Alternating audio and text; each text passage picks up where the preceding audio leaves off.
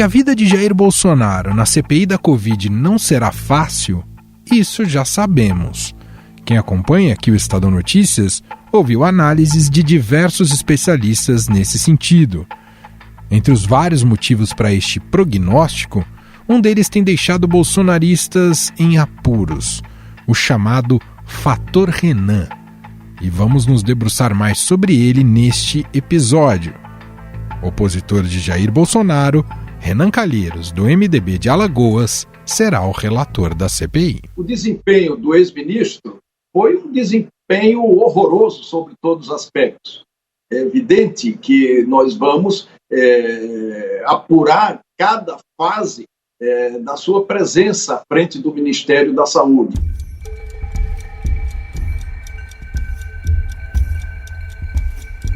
O senador terá a tarefa de, no final das apurações, produzir um relatório que aponte ou não eventuais culpas da crise sanitária que se instalou no país com a pandemia e encaminhá-lo ao Ministério Público para eventuais pedidos de indiciamento. Ao saber que Renan Calheiros seria o relator da CPI da Covid, parlamentares bolsonaristas resolveram contra-atacar. A deputada federal Carla Zambelli, do PSL de São Paulo, protocolou uma ação na Justiça Federal para tentar impedir sua indicação, com o argumento de que o senador é alvo de processos na Justiça e tem como filho o governador de Alagoas, Renan Filho, que poderá ser alvo da comissão. Mas o relator não pode ser uma pessoa com 43 processos e 6 inquéritos abertos no STF. A primeira reunião da comissão está marcada para amanhã, quando o senador Omar Aziz, do PSD do Amazonas, deve ser escolhido como presidente do colegiado. Renan Calheiros já tem dado declarações fortes sobre a atuação no governo na pandemia e adiantou que a CPI vai responder quantas vidas teriam sido salvas se Bolsonaro tivesse acertado a mão. Quantas vítimas poderia ser evitadas se o governo não tivesse errado a mão, tivesse feito pré-contratos, tomado a iniciativa na aquisição da vacina, não tivesse cometido esse charlatanismo de prescrever remédios, cloroquina.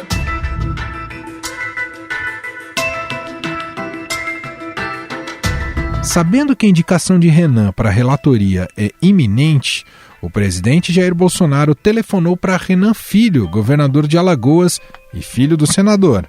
Na conversa, segundo interlocutores do governo, o presidente demonstrou preocupação com a instalação da CPI e sinalizou interesse em dialogar com o provável relator do colegiado. E nós temos que investigar se houve responsabilidade por omissão, por incompetência, ou seja lá pelo que for, para que o Congresso Nacional, evidentemente, se for o caso, possa punir.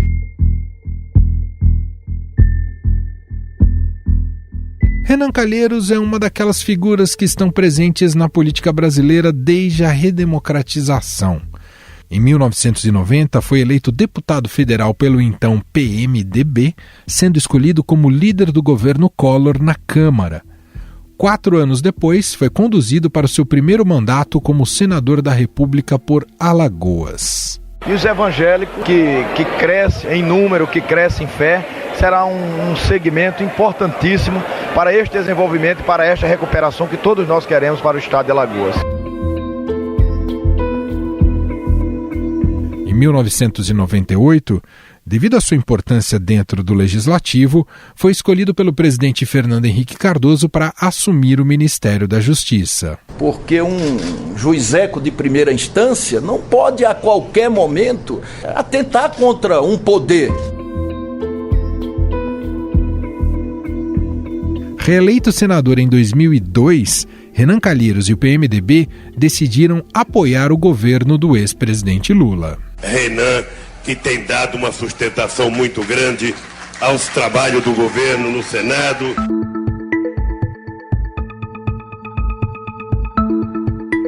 Em 2005, Renan Calheiros assume pela primeira vez a presidência do Senado e do Congresso Nacional. A ética é obrigação de todos nós. é responsabilidade de todos nós. Mas, em 2007, veio à tona o caso da filha que teve fora do seu casamento com a jornalista Mônica Veloso. O senador foi acusado de quebra de decoro por ter tido suas contas pessoais pagas por lobistas. Para fugir da cassação, ele renunciou à presidência da casa. Só quem não me conhece, eu sou um homem de luta, forjado na luta. Essa palavra renúncia, ela não existe.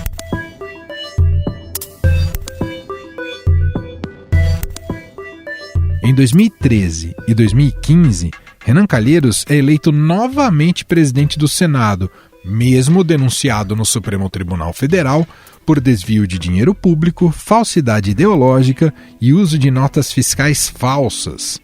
Em março de 2015, o nome de Renan aparece na delação do ex-diretor de abastecimento da Petrobras, Paulo Roberto Costa.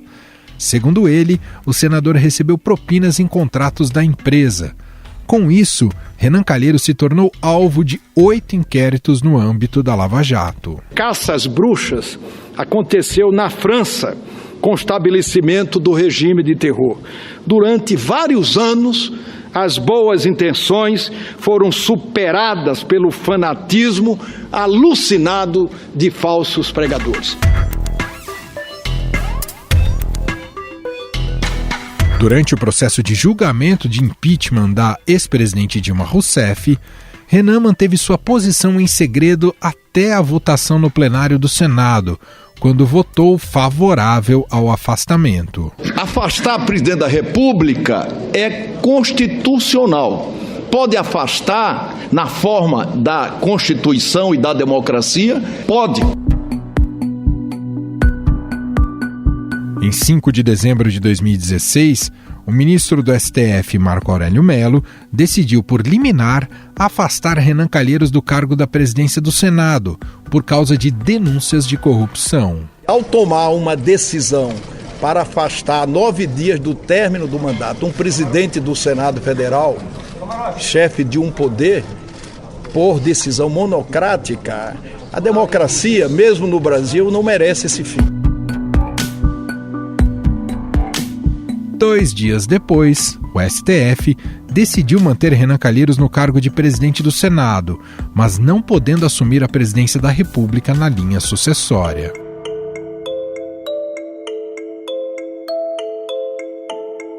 Em 2017, já com Michel Temer na presidência, se mostrou opositor ao governo e cortou relações com um colega de partido. Não detesto Michel Temer, não é verdade o que dizem. Não tolero é a sua postura covarde diante do desmonte da consolidação do trabalho.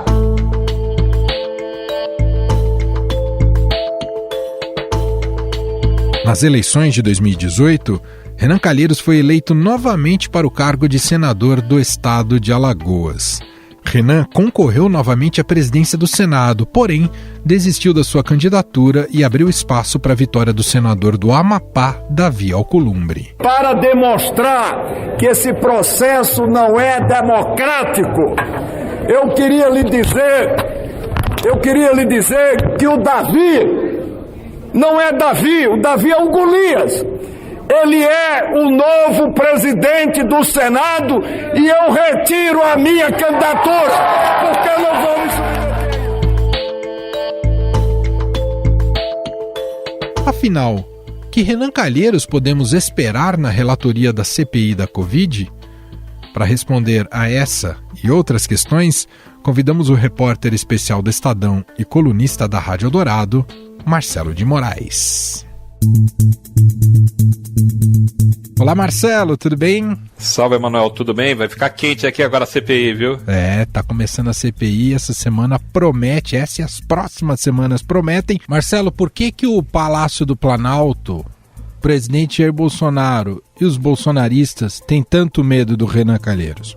Porque Renan Calheiros, nesse momento, é um político que não está nada alinhado ao Palácio do Planalto. Muito pelo contrário, Renan Calheiros tem deixado claro, inclusive, sua simpatia pela possível candidatura do ex-presidente Lula, que é uma candidatura claramente de oposição a Jair Bolsonaro. E Renan Calheiros tem sido um crítico muito contundente do governo Bolsonaro há algum tempo. Vamos dar esse crédito também, que não foi de agora, não acordou de manhã e deu vontade de ser contra o governo. Ele tem feito há bastante tempo. Acho que um recorte importante é lembrar que Renan Calheiros tentou ser eleito presidente do Senado logo quando o Bolsonaro foi eleito, em 2019, quando o Bolsonaro já era o presidente que tinha tomado posse, e foi derrotado por Davi Alcolumbre, que teve o apoio do Palácio do Planalto, teve o apoio de Jair Bolsonaro. Então, desde ali, os santos não se cruzam, né? Desde aquele momento, Renan Calheiros teve uma derrota política interna muito importante, muito expressiva, e colocou na conta do Planalto. E Renan Calheiros é um político que tem uma capacidade de articulação muito boa. Ele é do MDB, ele hoje é o líder da maioria no Senado, a maioria é o bloco majoritário dos partidos que reúne MDB e PP, é a maior bancada hoje no Senado. Então o Renan Calheiros tem um poder de fogo desde aquele período, só foi aumentando.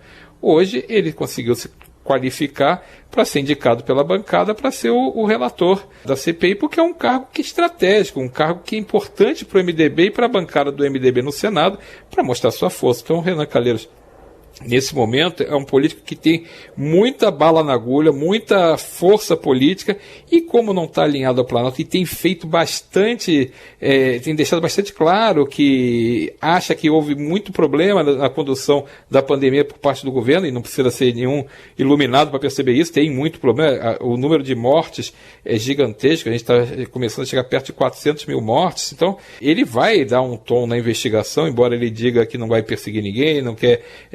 não tem nenhum inimigo dele que ele está investigando. Ele diz que o inimigo da CPI é a pandemia, mas a gente sabe que é jogo jogado. A gente sabe que Renan Calheiros, onde aparecer uma brecha para ele poder carregar a tinta contra o governo, sem dúvida vai carregar, e o governo criou as perspectivas para isso. O governo criou as oportunidades para que alguém que seja adversário use nessa CPI. Então é um adversário claro para o governo dentro da comissão. Você conversou recentemente com o próprio Renan Calheiros em 2 oportunidades, já na primeira indicando ali que ele poderia ser o relator dessa CPI da Covid. O que você conseguiu captar do pensamento estratégico do Renan em relação a essa CPI, Marcelo? Bom, a primeira coisa que ele fala, ele tinha uma preocupação muito grande em deixar claro que quem tentar interferir politicamente na CPI, e leia-se nisso ou ouça-se nisso, governo, vai dar com os burros na água. Essa é a expressão que ele usou para mim. Quem politizar a CPI vai dar com os burros na água. Então, é claramente um recado para não se metam aqui na CPI, não passem do limite aqui na CPI, ou vocês vão se arrepender porque vocês vão ser expostos. Ele vai ter um trabalho que ele pretende dividir com o chamado núcleo independente e da oposição da CPI. Esse núcleo, vamos lembrar que a CPI é uma CPI enxuta, tem só 11 titulares e 7 suplentes, ou seja, quem decide de verdade o que vai ser feito na CPI está dentro desse grupo que é pequeno, 11 parlamentares. Desses 11, 7 estão mais ou menos alinhados, é o chamado G7, que inclui o presidente da CPI, que vai ser homologado o senador Omar Aziz, o relator da CPI, que é Renan Calheiros. Então, além desse, tem mais 5 parlamentares que jogam na mesma linha, jogam bem alinhados. Então, essa turma vai fechar a posição, e Renan Calheiros deixou meio claro que com essa turma ele vai dividir as decisões da CPI, e uma coisa que ele pode, inclusive, fazer é criar subrelatorias mais específicas para tentar investigar alguma coisa que dê muito trabalho e demande uma atenção especial. Ele coloca um subrelator e ele fala: não vou tomar nenhuma decisão monocraticamente, vai ser sempre uma decisão aprovada pelo colegiado. Aprovada com 6 votos está aprovado, né? Porque é a maioria da CPI, então ele não precisa nem dar muita pelota para os senadores de oposição, no caso, oposição a ele, que na verdade são governistas. Então acho que vai ter, o que o Renan passou há responsabilidades para serem imputadas a alguém, sim. Houve muito problema, sim. O governo teve muitas falhas, principalmente na vacinação, principalmente na compra da vacinação, na defesa de remédios que não tem nenhuma eficácia comprovada. Então, esses pontos serão com certeza muito focados por Renan Calheiros no seu trabalho como relator. Vamos lembrar que o relatório que ele vai preparar, e a CPI tem um prazo de validade de 3 meses, podendo ser renovado por mais 3 meses, que é o que costuma acontecer tradicionalmente, então vai até o fim do ano, mais ou menos, ali até novembro, mais ou menos. O relatório que Renan Calheiros preparar precisa ser aprovado dentro da CPI, ou seja, ele precisa construir uma peça que tenha o respaldo dos seus pares, pelo menos desse grupo que está aliado a ele, que está bem próximo do mesmo pensamento. E eu comecei com outros senadores também da CPI, principalmente desse grupo G7, todo mundo falando mais ou menos a mesma língua, viu, Emanuel? Todo mundo achando. Está muito claro que o governo cometeu muitos erros no processo do combate à pandemia e está muito claro que esse ponto da vacinação é uma coisa muito forte nas investigações. Por que não foi comprada a vacina da Pfizer? Por que o governo demorou a contratar? Por que o governo criticou o tempo inteiro a vacina do Butantan? Todas essas coisas vão entrar na investigação e agora a gente tem que lembrar que CPI, que tem poder de polícia, ela pode quebrar sigilo, ela pode pedir requisitar documentos, ela pode fazer inquisições na CPI de interrogatórios, igual a gente vê na justiça, igual a gente vê no tribunal, ela pode fazer tudo isso porque ela tem ferramentas para tanto. E como já me disseram vários senadores, inclusive Renan Calheiros, tem muita coisa que já está documentada, porque essa é uma CPI que está sendo feita sobre algo que está acontecendo. E muita coisa já está o Ministério Público investigando, o Tribunal de Contas investigando. Um dos casos mais claros é a da falta de oxigênio e do colapso sanitário dos hospitais em Manaus. Bom, o presidente Jair Bolsonaro ligou para o filho do Renan Calheiros. Como é que pode, hein, Marcelo de Moraes? Ele consegue, a estratégia é tentar convencer o filho a estabelecer uma ponte entre eles, é isso? É assim, ligou para Renan Filho para tentar falar com Renan Pai, né? É uma tentativa de usar um canal privilegiado, né? Renan Filho é o governador de Alagoas e, como disse, o Renan Calheiros reconheceu que houve o telefonema, foi feito no feriado do 21 de abril, o presidente Jair Bolsonaro telefonou para Renan Filho, tentando conversar sobre a CPI, tentando realmente, como você falou, estabelecer um canal de conversa, que está muito preocupado que a CPI se torne um instrumento contra ele. O Renan Calheiros falou que essa conversa acontece várias vezes ao ano, a conversa do filho dele como governador com o presidente, mas são conversas que têm um caráter administrativo, ou seja, que tem a ver simplesmente com a relação Estado governo federal. Acredite quem quiser, eu não acredito. Eu acho que a conversa foi política pura o tempo inteiro, o Bolsonaro pedindo, ver se teu pai não pega pesado, alguma coisa nessa linha. Não assim, mas até porque pode ter sido até assim, porque o presidente tem um jeito mais simples de falar, né, mais aberto de falar. Então, com certeza, ele está tentando fazer uma gestão política, se aproximar do governador de Alagoas para ver se consegue encontrar um canal de conversa. E Renan Calheiros depois até me contou que ele nunca se negou a conversar com o presidente. Mas a gente sabe que não. Como é que o presidente vai pegar o telefone, ligar para ele e falar, não me arrocha aí no teu relatório, né? Não tem como fazer isso. Então, faz parte da política, faz parte do jogo político. O Bolsonaro está tentando se equilibrar dentro de uma CPI onde ele tem minoria, onde ele vai ser muito pressionado nas investigações, porque ele não tem votos dentro da comissão, ou seja, ele não tem como dominar para onde vai o rumo da comissão, que ele gostaria que nem tivesse sido aberta. Então, vai ser, para o governo, vai ser uma disputa muito grande ali dentro e muito ingrata, porque a não ser que ele consiga se articular politicamente para mudar alguns desses votos, e a gente sabe que todo o governo tem instrumentos para isso, aquela caneta cheia de tinta, né? Aquele orçamento que você não tem limite, então tudo isso pode até acabar influenciando um ou outro parlamentar desse grupo que hoje é majoritário contra ele. Mas CPI, a experiência de quem já viu muita CPI, eu perdi até a conta de tantas CPIs que eu acompanhei, ela estava meio fora de moda, mas pelo jeito vai voltar. As CPIs não têm controle.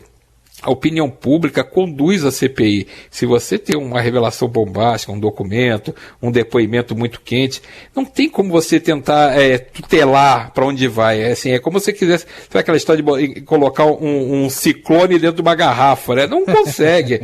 O ciclone vai levar você, e é isso. Eu vou citar um exemplo. Você coloca, por exemplo, o ex-ministro general Eduardo Pazuello sentado na cadeira da CPI depondo. Alguém que já tem um documento ali que ele não conhece e cobra ele sobre isso. Se ele não souber responder, já cria um clima. Então esse tipo de coisa é incontrolável. Ele pode ser o cara mais frio do mundo, qualquer pessoa, não estou nem dizendo que ele vai acontecer isso, mas a pressão é tão grande na CPI, essa coisa dos holofotes voltados para a pessoa que está ali, o clima de quem senta ali certamente tem alguma coisa irregular, tudo isso pesa e faz um caldo de cultura que a gente já sabe que a CPI vai ser transmitida, entendeu? Vai ter transmissão ao vivo, vai ficar todo mundo falando cada coisa, cada intervenção vai ter um impacto, principalmente no início. Se a CPI tiver esse calor que se imagina que vai ter, e tem muita coisa para se investigar, porque não é brincadeira você ter quase 400 mil mortos, alguém foi responsável por vários problemas nessa pandemia, e isso vai aparecer na investigação.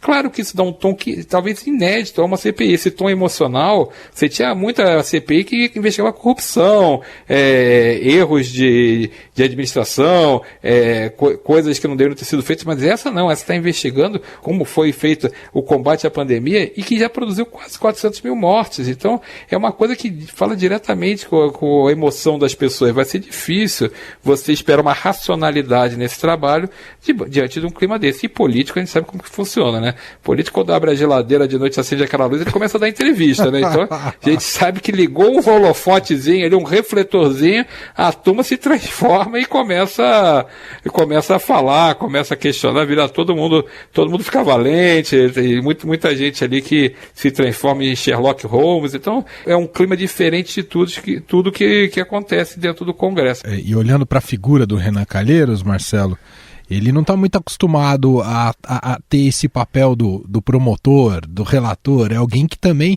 está muito acostumado a sentar no banco dos réus, né? O Renan Calheiros tem pelo menos uma dezena de processos contra ele no Supremo Tribunal Federal. É mais um desses paradoxos da política brasileira, não é, Marcelo? Sem dúvida. Se eu não me engano, a última conta eram 8 processos que tinham sobrado, mas ele está na política. É como as pessoas falam, enquanto não for condenado, enquanto não tiver essa conclusão de que realmente ele tem culpa em alguma coisa, ele, como os outros senadores, ele tem a legitimidade, pelo menos a parte legal, de ocupar a função. Agora, se ele se pega mal, aí é outra história. Eu acho que certamente poderia ter outros parlamentares nessa função. Mas se você olhar em volta, também vamos combinar que a classe política não anda muito boa das pernas para alguém ficar apontando o dedo um para o outro ali, né? Vamos lembrar que tem muita gente com processo ali dentro do Congresso. Se a gente pegar na Câmara, por exemplo, o deputado federal Aécio Neves acabou de ganhar a presidência da Comissão de Relações e Assuntos Exteriores na Câmara dos Deputados, né? E também um caminhão de processos contra ele. Então, se a gente for pensar assim, não tem... É meio terra de ninguém, né? Tá todo mundo ali mais ou menos no mesmo caminhão, bota pra frente e vê o que dá. Agora, Renan Calheiros, sem dúvida, é um personagem com força política. Hoje ele tem força política, ele é do MDB, que é o partido com a maior bancada, ele tem uma articulação política poderosa dentro do Senado e vai ser o relator. Isso são favas contadas. Vai ter a CPI, a partir do momento que ela funciona, é o presidente eleito, o Renan Calheiros escolhido como relator, e começa seus trabalhos. Então, CPI tem que ser feita com muito cuidado para não extrapolar e também para não ficar aquém e produzir aquela famosa, cheirosa e suculenta pizza que volta e meia as CPIs produzem, né, Manuel? É verdade. Muito bem. Marcelo de Moraes, diretamente de Brasília, repórter especial do Estadão, aqui com a gente. Será convocado e convidado outras vezes. Vai ser convocado como numa CPI, viu, Marcelo? Estarei presente e juro falar a verdade, somente a verdade. Mas não vão quebrar sigilo nenhum, fica tranquilo, tá bom, Marcelo? Aí é melhor. Um abraço, meu caro. Valeu, Manuel. Um abraço para todo mundo.